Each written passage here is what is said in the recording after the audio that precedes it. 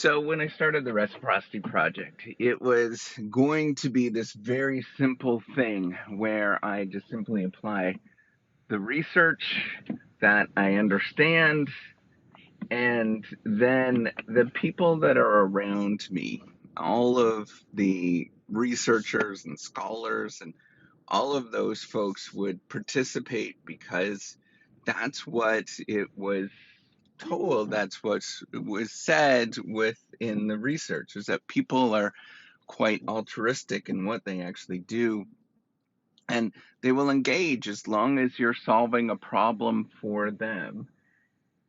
The problem is when I actually went to do this, I realized that very few people actually did, that they were very self-interested, focused on themselves. And I had to come to terms with this. And I had to realize that this was actually the norm. This is what I would have done. This is my story, is I would have ignored anybody that was doing similar things. I would have been, I maybe would have explored it temporarily and then dropped it because it didn't matter to me. It didn't necessarily, it wasn't important. And it was just this crazy nut on the side doing this strange thing that would have been, I would have laughed at. I would have been like, what the heck does that person actually know? And what I realized going through this process and actually being that on the other side where I was that person, where I was trying to do something, is I didn't know anything. I was frankly a bumbling idiot. I did not know very much. There was very little that I can actually draw upon in the research process. There was very little that I can draw upon in terms of the community within my immediate area. And the only thing that I could do is just have gumption and get up every day and do the same thing that I would have done yesterday and just repeat. That is the only research that actually made a difference with the Reciprocity Project. It's something very simple. Just repeat and you get better. Repeat something that actually matters. And that's why actually gumption matters so much. That idea that you need to sort of push at something and do something, even though that you don't feel like you're doing it, towards some sort of bigger mission, something that actually matters to you and matters to the outside world if it actually gets done.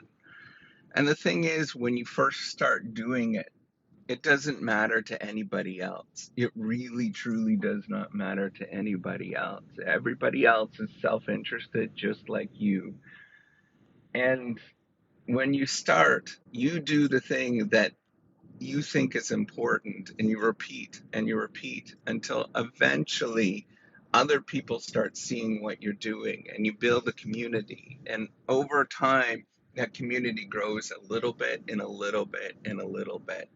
And you have to realize how you do this, how you get up and you do this and have that gumption every day.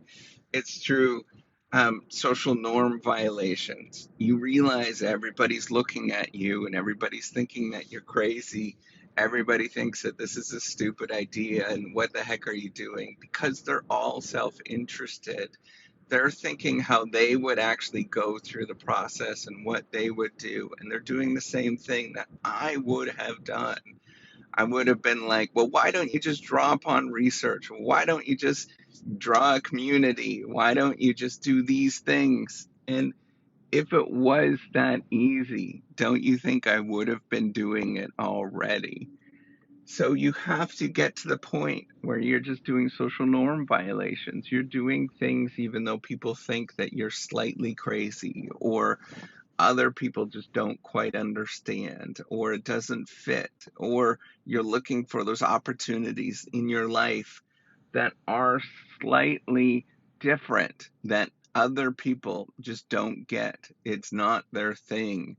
And then you put your shoulders back and you you walk ahead. You might not feel like you're actually being tall and strong, but you actually are. when so I swim on a regular basis. I've worked out my whole life, so I understand what this feels like. When you are doing something in the moment, it does not feel better.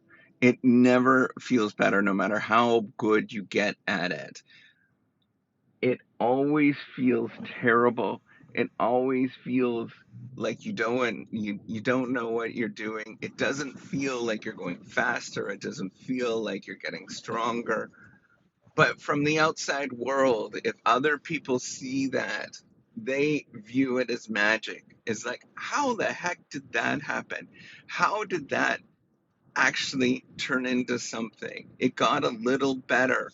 And frankly, you look back in a year from where you started and you're a lot better. You're ridiculously better compared to where you were at the beginning. And that's really it.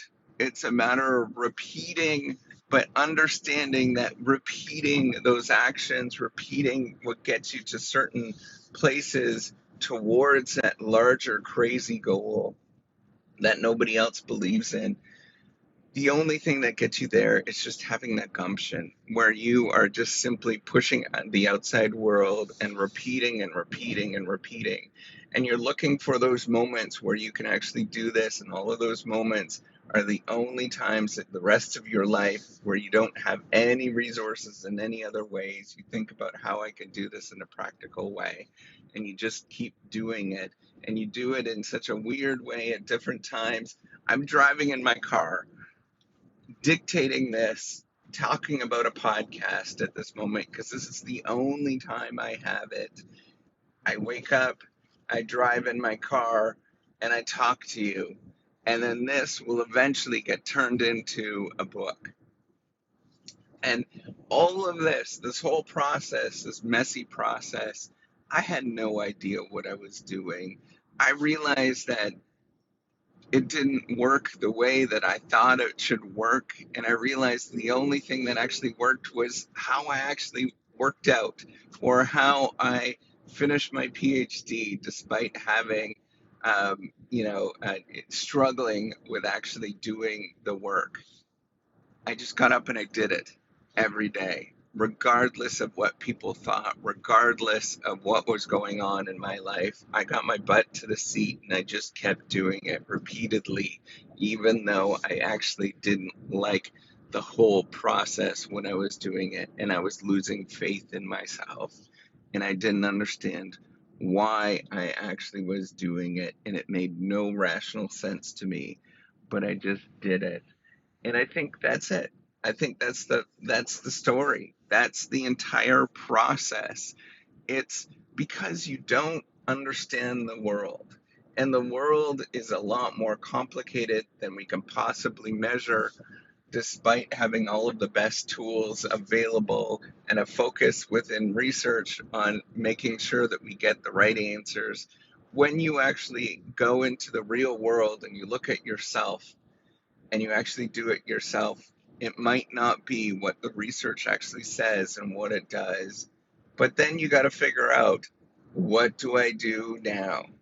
And the only thing that you could do is get up and get going and keep trying every day. Keep trying, keep knocking on the doors, keep getting up every day, keep repeating the same thing, telling your message, getting people to join, building a community, and you just do it one person at a time, where it doesn't exist today, that nothing is real, nothing exists today, but you have to create something. You are sitting there putting it together, and the only way that you can create something is one little task at the time that seems far below you, that you're like, why would I actually do that? But you do it. You make that phone call, you walk, you sweep the floors, if you have an ice cream store, you serve the ice cream. You do those little things every single day until it actually grows a little bit. And when it grows a little bit, you have a little bit of return. In a given year, you're lucky if you get a 10% return, because that's what the best companies in the world are doing at this moment a 10% return every single year. That is the S&P 500. It's roughly about 10% is what they're returning every single year. So you turn that $1 this year into $1.10 next year.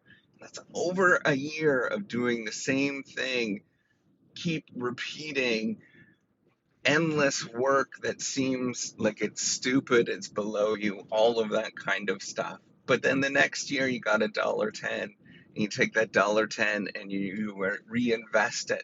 And then the next year, and then the next year, until 30 years from now, you've got millions and millions of dollars in assets and resources that you've grown over the course of you doing this thing. And it all seems so daunting and it all seems so ridiculous. The whole thing, right? Why would you? And I tell students this, I tell all, people to get them to realize it takes 30 years, 30 freaking years to get to the point where you think that you've actually grown something. It's not a Silicon Valley thing. It doesn't happen in sort of an instant, but 30 years. And you do that over 30 years, and people cannot believe that you would actually do that for 30 years, and everybody thinks it's crazy. And you think it's crazy, but that's how it actually gets done. That's how you create value. That is what real value looks like. Where it's taken 30 years, you built a community, people understand, they know, trust, and like you. You can actually ask them to do something, and they may do it.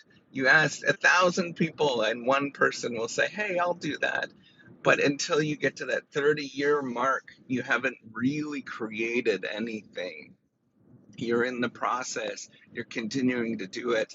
And then when you get to that 30-year mark, you've got 30 more years to actually create and do something that is world renowned. Remember, all of this stuff takes unbelievable amounts of effort, repetition, gumption, over and over and over again. And if you get that into your mind, that building a business, building an organization, it's not something that happens in 7 years or 6 years. It's not creating a unicorn. You are so unusual if you do that. That is something that's a fairy tale. That's a fairy tale.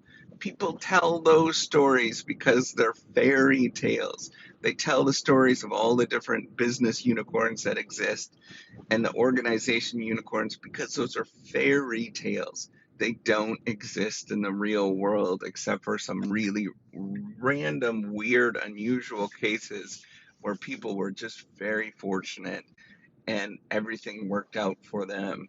But the vast majority of people that are building businesses, creating something from nothing, creating organizations, creating products, it's a 30-year journey where they are just meeting the market. They're doing just as good as the best companies in the world. And they keep repeating, and they do it for no other reason other than the fact that they think that it actually matters to them and it matters to other people and they actually care. That's it. That is the only reason why they do it. And they have all of these moments over the 30 years where it can all fall apart. Every single moment it could fall apart. They can do something where it doesn't resonate with somebody else. They make a mistake. They get in financial binds. They get in all sorts of these sort of moments where it just does not work out for them. And then they have to restart over. That's the normal story. That is what building something from nothing actually looks like. It's this long and painful journey of doing gumption every day, social norm violations where people think that you're crazy and you're silly, and doing that for 30 years until it actually turns into something. Where every day you're doing something, every day you have that gumption, every day you get up and you keep creating that thing until it actually works and until it turns into something. And you do it for no other reason than you just care. And that's it. That's what this book is about. That's the bumbling idiot story. That's the bumbling idiot theory, is we don't really know what we should actually do. We're all kind of bumbling idiots. The world is far too complicated, and we have far too many limitations as individuals to understand what we should do. There's no sort of right way to actually do things. It's a bunch of repeated lucky incidents, repeated randomness that happens, and you take advantage of that because you have gumption. You got up and you realize that there's something that happens, and you just keep going. And you think, hey, I'm just going to actually do this thing. And when you do it, it seems weird. It does not make sense. It is a complete social norm violation because everybody looks at you sideways. I'm sitting in my car right now and I can actually see one or two people looking at me because I'm sitting here talking. That is a social norm violation. That is a breach, as Irving Goffman would say. That is a breach of it's a breach of the social norms, and people think that that is crazy. But you have to get used to it every single day and turn it into your actual strength. That's what a bumbling idiot does. Is they say, "Hey, I'm just a bumbling idiot. I don't know what I'm doing, but I'm going to get up and I'm going to do this, and I'm going to keep trying." And pretty soon, as you do this, other people look, and more people look, and more people actually say, "Hey, wait a minute. I listened to what they said, and it actually makes sense to me. It is something that actually makes sense, and I resonate with what they're saying." And over time, when they hear that the first time, they might think that you're absolutely crazy. When they hear it the 10th time, they think, yeah, I get it.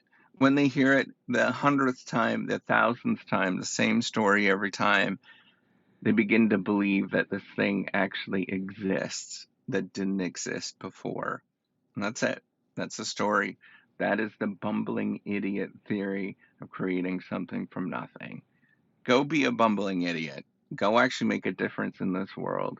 Just keep getting up and doing something that is important to you and making things happen, creating something from nothing, and repeating that every day, having that gumption every single day.